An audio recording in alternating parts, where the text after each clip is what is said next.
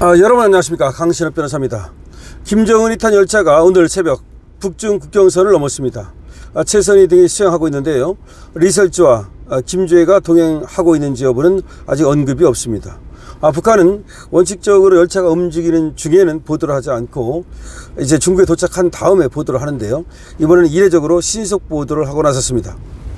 북한 김정은 국무위원장이 중국 전승절 80주년 기념행사에 참석하기 위해서 전용 열차를 타고 북중 국경을 통과했습니다. 김정은 위원장의 중국 방문은 2019년 1월 이후 6년 8개월 만입니다.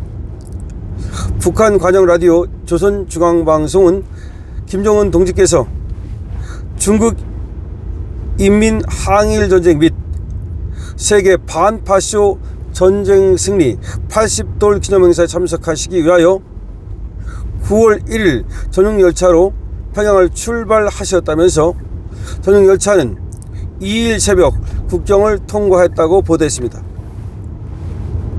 조선중앙통신이 공개한 사진을 보면 김정은 위원장의 전용 열차 내 집무실 칸에 최선희 외무상과 김성남 노동당 국제부장으로 추정되는 인물이 함께 탑승을 한 것으로 확인됩니다. 김정은 위원장이 열차 앞에서 담배를 피우며 최 외무상 및 조용원 김덕훈 당비서와 대화하는 사진도 공개가 됐는데요, 조용원과 김덕훈이 열차에 함께 탔는지는 단순히 또 환송을 나간 것인지는 불명합니다. 함께 탔는지 또 환송을 나간 것인지 그거는 분명하지 않습니다. 배우자 리설주나 딸 주애, 여동생인 김여정 당 부부장의 동행 여부는 기사에서 언급되지 않았고 사진에서도 그 모습은 드러나지 않았습니다. 조선중앙방송은 김정은 동지의 중화인민공화국 방문에 조선노동당 중앙위원회와 조선민주주의인민공화국 정부의 주요 지도 간부들이 동행하고 있다고만 언급하고 구체적인 수행 명단을 밝히지는 않았습니다. 북한이 최고 지도자의 해외 방문을 출발 직후 공개한 것은 매우 이례적인 것입니다.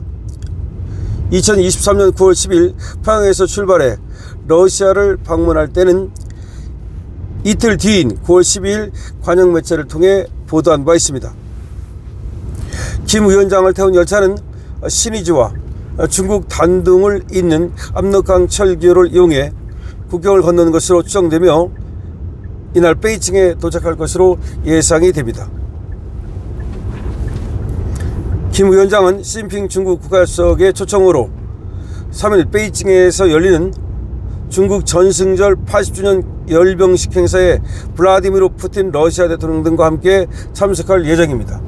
내일이 행사인데 내일 그 행사에 참석하기 위해서 오늘 새벽에 김정은이가 중국을 향하여 떠났다는 보도입니다. 자, 이와 관련해서 말이죠, 김정은이가 중국 전승절에 참석을 한다? 지금 김정은이가 사실상 해외 나들이를 요새 거의 하지 않았거든요. 그리고 중국하고 김정은이는 상당히 사이가 벌어져 있었거든요. 그 틈을 러시아가 파고들었고 북한도 이례적으로 의도적으로 러시아하고 가깝게 지내는 모습을 보였습니다. 심지어 러시아 우크라이나 전쟁에 군대를 파견하고 그리고 동맹조약을 북한과 러시아 사이에 맺고 아주 찐찐 브라더스 같은 행태를 보였는데요, 이건 중국에서 볼 때는 상당히 거슬리는 것이죠.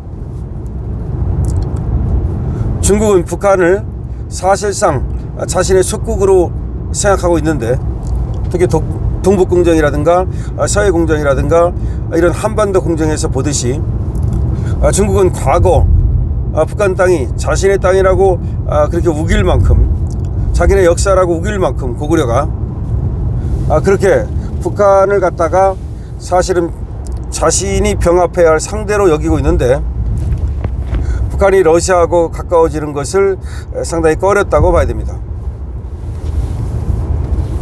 그럼에도 불구하고 김정은은 아랑곳하지 않고 중국 보란듯이 친러시아 행보를 보였습니다. 그리고 푸틴도 김정은하고 아주 찐찐 브라더스를 드러내면서 김정은하고 푸틴 사이에 하나의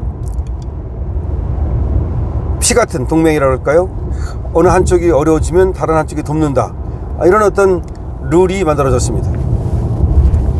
그래서 중국은 웬만하면은 김정은을 초대를 안 했을 겁니다. 원래 그리고 중국에서 김정은을 초대한다는 말도 나오지 않았습니다. 그런데 중국이 김정은을 왜 초대했는가, 그리고 김정은은 왜 또 그 초대에 응했는가, 이걸 우리는 볼 필요가 있는데요. 이건 바로 트럼프를 보란듯이 트럼프에 대한 견제용이고 트럼프에 대한 방어용이라고 할 수가 있습니다. 특히 중국이 푸틴은 몰라도 김정은을 부른 것은 다분히 이재명을 의식한 행동입니다. 이재명은 안보는 미국, 경제는 중국, 안미경중 이렇게 한국이 해왔는데, 안보는 미국에 기대면서도 경제는 중국하고의 경제 협력을 통한 어떤 이득을 보는 그런 것들을 해왔는데, 이제 안미경중을 하지 않겠다는 뜻을 분명히 했습니다. 얼마 전에 그러니까 이재명은 안보는 미국, 경제는 중국, 이렇게 안미경중, 이거는 더 할 수 있는 상태가 아니다, 그렇게는 더 이상 하지 않겠다라고 말했는데, 그건 너무 당연한 겁니다. 안보는 미국에다가 비치면서 경제는 그러면 미국하고는 아무런 어떤 혜택을 미국 측에 안 주고 우리만 계속해서 그냥 마치 얄미운 어떤 그 얄밉게쓰리 말이죠. 그렇게 미국의 안보는 기대면서 경제적 이익은 오히려 중국이 갖다 주는 그런 걸 더 이상 미국이 지금 용인하지 않겠다는 거 아닙니까? 그 미국이 용인하지 않겠다 그러니까 이재명 입장에서는 안미 경중을 더 이상 하기 어렵다라는 얘기를 한 겁니다. 너무 당연한 얘기입니다. 근데 중국에서는 그걸 갖다가 아주 빡쳐가지고 말이죠. 이재명이 보낸 특사를 만나주지 않고 서해 3위가 가까스로 그냥 만나주고, 또 외교장관이 나와서 또 이재명의 상대를 하려고 하는, 그러니까 다시 말하면 이재명이 보낸 특사를 갖다가 그냥 장관급에서 또 서해 3위가 억지로 만나는 그런 모습을 보였는데, 이건 뭐냐면 시진핑이 이재명을 갖다가 아주 못마땅하게 생각하고 또 견제하는 겁니다. 그러니까 시진핑은 시진핑대로 이재명에 대한 불만을 갖고 있고요. 또 트럼프는 트럼프대로 지금 또 이재명에 대한 불만을 갖고 있고요. 그러니까 이재명의 외교 참사라고 볼 수가 있습니다. 왜냐하면 본인의 어떤 그 잘못된 판단 때문인지 아니면 옆에 있는 참모들 때문인지 모르겠으나 지금 최악의 지금 외교 참사가 벌어지고 있다는 겁니다. 왜 그렇습니까? 차라리 어느 한쪽으로 분명히 하면 다른 쪽에서는 그래 그러니 거기는 원래 그런 나라니까 그러고 포기하고 맙니다. 근데 양쪽에다가 양다리를 거치려니까 어느 한쪽에서도 포기도 안 하고, 그렇다고 어느 한쪽에서도 확실하게 도와주지도 않습니다. 이렇게 되면 이게 바로 국제 왕따 당하는 길입니다. 어느 한쪽을 차라리 확실하게 하면 그쪽 그 사람하고 또 그쪽하고 관계된 그런 나라들이 우리의 편이 됩니다. 그런데 어느 한쪽도 편도 아니면서 또 그리고 또 양쪽에 양다리를 거쳐가지고 마치 양쪽 편인 것처럼 이렇게 쇼를 하게 되면은 또 그것이 아니라는 것이 드러나게 되면은 그 타격이 커서 양쪽에서 모두 버림받습니다. 지금 이재명이 지금 그런 어떤 위험이 닥치고 있습니다. 김정은을 중국에서 부른 이유가 바로 이재명을 견제하기 위한 것이다. 바로 중국이 김정은을 부른 이유가 미국을 견제하기 위한 것이다 라고 우리는 결론 내릴 수 있거든요. 그러니까 중국에서 그렇게 김정은이가 예쁘고 반드시 필요해서 불렀다기보다는 김정은을 내세워서 중국을 견제하고 그리고 이재명을 견제하려는 것이다. 그리고 찐찐 브라더스 세 나라가 이렇게 우리는 찐찐이다 라고 그런 것을 과시함으로써 또 군사력 또 우리 세 나라가 힘을 합하면 미국에 대적할 수 있다 라고 하는 얘기입니다. 그러니까 미국 보란 듯이 김정은을 북한 열병식에 불렀다고 봐야 됩니다. 자, 그런데 어떻게 보면 말이죠, 그렇게 김정은을 불러야 될 만큼 중국의 시진핑이 권력이 취약하다는 뜻도 될 수 있고 미국을 혼자 감당하기가 어렵다는 뜻이 될 수도 있습니다. 자, 이와 같은 상황에서 김정은이 미국에 간 이유를 갖다가 우리나라에서는 좀 면밀히 검토해보고 지금 벌어지고 있는 북중러 관계라든가 세계의 어떤 그 기본적인 변화 현상, 이걸 갖다가 캐치해야 될 것 같습니다. 자, 우리나라는 어떻게 해야 되느냐? 우리나라는 말이죠, 자, 안미 경주 안 한다고 한 건 좋은데 그 전에 자꾸 또 중국한테 잘못된 신호를 보냄으로써 중국을 서운하게 했다는 것이 우리의 또 표착입니다. 그러니까 차라리 아무 말 안 하고 원래 저 대한민국은 못 말리는 나라야, 원래가 미국하고 친한 나라야, 이래가지고 미국 쪽으로 확실하게 노선을 정했다면 중국에서는 자포자기를 하고 우리를 가지고 뭐 또 경제적인 어떤 불이익을 주려고 하는 시도라든가 그런 것들이 없었을 겁니다.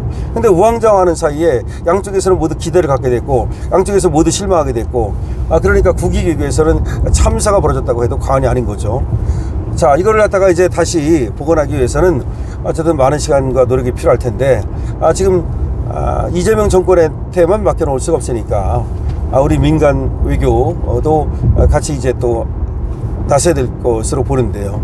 다만 미국에서는 이재명이라고 하는 리스크 때문에 투자라든지 이런 것들을 보류할 가능성도 높다. 심지어 미국에서 이재명을 축출하는 데 나서지 않겠는가, 또 이런 얘기까지 나오고 있습니다. 왜냐하면 이재명은 지금 북중러로부터도 사실상 왕따를 당하는 입장이고 트럼프도 이재명을 갖다가 더 이상 뭐 이용하거나 옹호해야 할 가치가 없기 때문에 이재명 정권이 위험해질 수 있다는 얘기가 나오고 있습니다. 어쨌든 김정은은 중국의 초대를 받고 지금 국경선을 넘었습니다. 이게 중국의 초대를 받았다는 것이 중요한 것이고요. 이것이 바로 미국과 그리고 이재명을 견제하기 위한 것이라고 할 수 있습니다. 강시엽TV 여러분께서 응원하시는 방법은 좋아요와 구독을 눌러주시면 됩니다. 강시엽TV입니다.